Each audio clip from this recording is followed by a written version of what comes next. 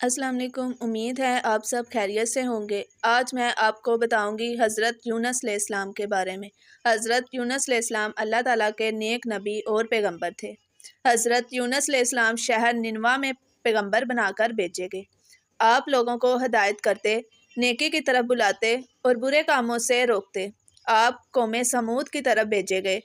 وہاں کے لوگ بتوں کی پوجا کرتے تھے۔ آپ نے اللہ کے حکم سنائے لیکن انہوں نے انکار کر دیے۔ آپ قوم سمود کو راہ راست پر لانے کی بہت کوششیں کی لیکن بھٹکی ہوئی قوم پر آپ کی نصیحت کا کوئی اثر نہ ہوا اور آپ کو یقین آ گیا کہ یہ لوگ خدا پر ایمان نہیں لائیں گے۔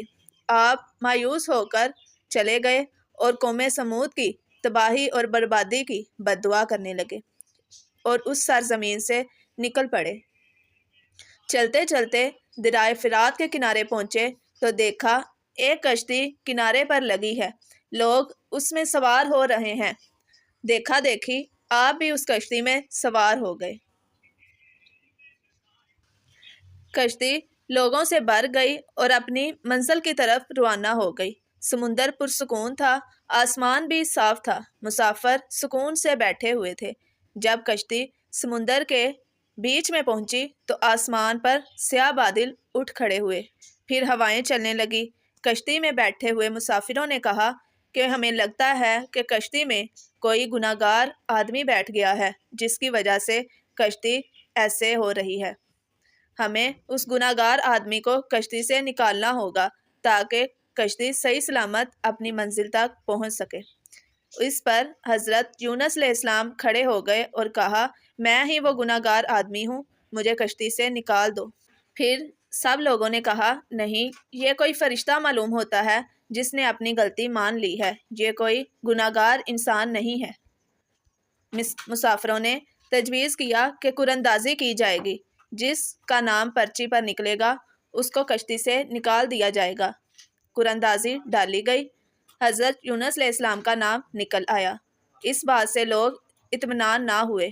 پھر دوبارہ قراندازی کی گئی لیکن ہر بار حضرت یونس علیہ السلام کا نام نکل آیا۔ آخر کار کشتی کے مسافروں نے حضرت یونس علیہ السلام کو دریا میں پھینک دیا۔ دریا میں ایک مچھلی حضرت یونس علیہ السلام کی طرف بڑھی اور نگل گئی۔ اللہ نے مچھلی سے کہا، یہ تیری خوراک نہیں ہے، یہ تیرے پیٹ میں امانت ہے جسے واپس کرنا ہے۔ آپ مچھلی کے پیٹ میں اندھیرے میں رہے، اللہ کا ذکر کرتے رہے اور معافی مانگتے رہے۔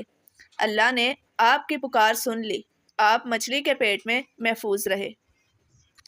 مچھلی نے دریا کے کنارے اگل دیا۔ جب آپ مچھلی کے پیٹ سے باہر آئے تو آپ بہت کمزور ہو چکے تھے۔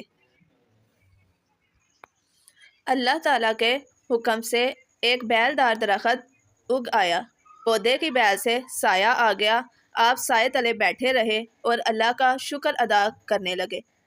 آپ کے پاس ایک ہرنی آئی جس کا آپ دودھ پیتے رہے۔ اس طرح اللہ تعالیٰ نے حضرت یونس علیہ السلام کی حفاظت کی۔ ملک ننوا چھوڑنے کے بعد آپ کی قوم پچھتانے لگی اور مایوس ہو گئی۔ آپ نبی تھے، ہدایت کے لیے آئے تھے۔